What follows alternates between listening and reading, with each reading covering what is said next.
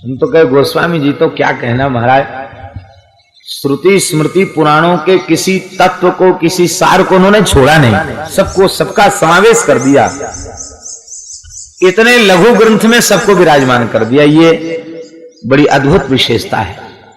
तो वो सिद्धावस्था को प्राप्त, सिद्धावस्था को प्राप्त का तात्पर्य नाम रूप लीला गुण में डूबे हुए संत।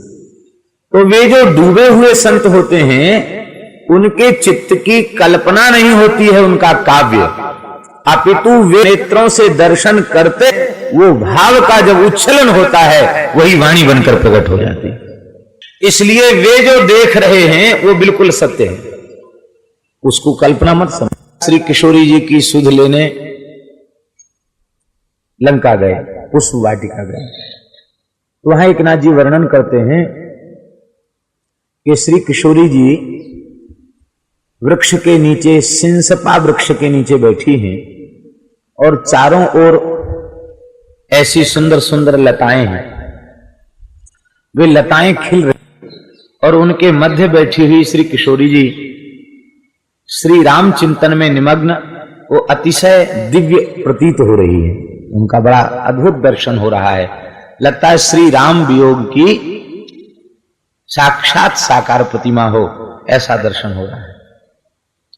तो उस ग्रंथ की रचना करके आप स्वयं ही ठाकुर जी को सुना रहे थे और ठाकुर जी प्रत्यक्ष होकर एक नाथ जी के उस काव्य को सुन रहे थे, प्रत्यक्ष होकर। तो जब वर्णन करने लगे तो श्री हनुमान जी महाराज भी सुन रहे थे। हनुमान जी ने कहा थोड़ा रुकिए, महाराज आप क्या कहना चाहते हैं? बोले आपने ऐसे ही लिख दिया अंदाजा से कि सफेद फूल थे, हम गए थे ना सुध लेने, हमसे पूछे कैसे फूल थे, लाल थे, आपने कैसे लिख दिया सफेद थे, लाल फूल थे। अब जाने वाले ही बता रहा है, प्रत्यक्षदर्शी, तो उसकी बात मानी जाएगी। एक नाथ जी ने बड़ी विनम्रता पूर्वक कहा प्रभु हमने कोई कल्पना नहीं की, हमें तो ध्यान में आपकी जैसी लीला दिखाई पड़ी वैसा हमने आपकी प्रेरणा से लिख दिया, हमने कोई कल्पना भी नहीं की। हनुमान जी बोले हो सकता है तुम्हें कोई भ्रम हो गया हो, तो निर्णय कौन करे? जानकी जी बोली कि हनुमान जी आप भी गलती कह रहे हैं, गलत कह रहे हैं, फूल तो नीले थे। अब तीन बातें हो गई, एक नाथ जी लिख रहे हैं सफेद पुष्प, हनुमान जी बोल रहे हैं लाल फूल, और जानकी जी ने कहा नीले। अब तीन बातें आ गई, अब किसकी बात मानी जाए? तीनों तीन तरह की बात कह रहे हैं। अब कुल मिला के बात राम जी के ऊपर आई कि आप फैसला देंगे सही बात क्या है। राम जी बोले ये फैसला करना बहुत कठिन काम है। क्यों?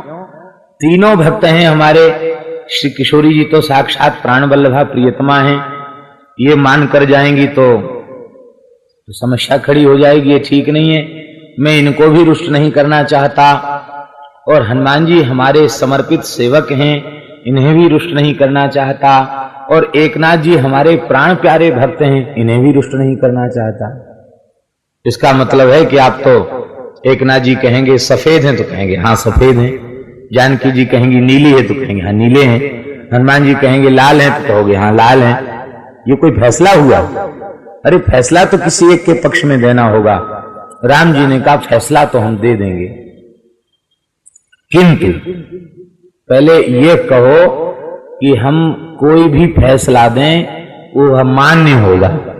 अरे महाराज आपका फैसला कौन है जो अमान्य कर दे? आप फैसला दीजिए। राम जी तनिक गंभीर हुए।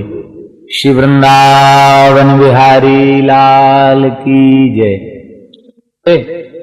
यथार्थ बात तो यह है कि पुष्प सफेद ही थे, न लाल थे न नीले थे, सफेद ही थे। हनुमान जी ने फैसला और जानकी जी ने स्वीकार कर तो लिया, पर मन में आया कि अरे कहीं ये महात्मा बिगड़ न जाए, नाराज न हो जाए, इसके लिए राम जी ने बिल्कुल सीधा इनका पक्ष ले लिया। राम जी तो सर्वांतर्यामी, उनके फैसले को स्वीकार तो किया दोनों ने, लेकिन थोड़े से उदास हो गए फैसला सुन के। हनुमान जी सोच रहे थे कोई बात नहीं, हमारा पक्ष न लेते तो माता जी का पक्ष तो ले ही लेते, और जानकी जी सोच रही थी हमारा पक्ष न लेते तो हनुमान कितना लाडले हैं हमारे, बेटा इनका पक्ष ले लेते। दोनों के मन में शंका थी, तो श्री ठाकुर जी ने कहा आप लोगों के हृदय में शंका हो रही है कि मैंने श्री एकनाथ जी के प्रति पक्षपात किया है, लेकिन यह नहीं है। तुम्हारे दुख को देखकर हनुमान जी को राक्षसों पर क्रोध आया और क्रोध में उनके नेत्र इतने लाल हो गए कि उनको सफेद फूल लाल दिखाई देने लग गए। उनको राक्षसों पर रोष था और रोष से उनके नेत्र, आपके नेत्र लाल हो रहे थे और इतना क्रोध था राक्षसों के ऊपर कि उस रोष में श्वेत पुष्प भी लाल दिखाई देने लगे। और श्री जानकी जी मेरे स्वरूप के चिंतन में इस प्रकार से डूबी हुई थी कि जित देखो तित श्याम मई है, इसलिए इनको सफेद फूल नीले दिखाई पड़े। लेकिन श्री एकनाथ जी ना तो रोष में डूबे थे जिस समय लिख रहे थे और न ऐसी श्यामता उनके नेत्रों में थी। वे तो अपनी विशुद्ध प्रेममयी दृष्टि से जो अनुभव कर रहे थे उसी को प्रकट कर रहे थे। इसलिए महाराज ये इन्होंने जो लिखा वो ठीक है। अब दोनों संतुष्ट हो। तात्पर्य यह है कि संतों के जो भाव हैं वे कवि की कल्पना नहीं है,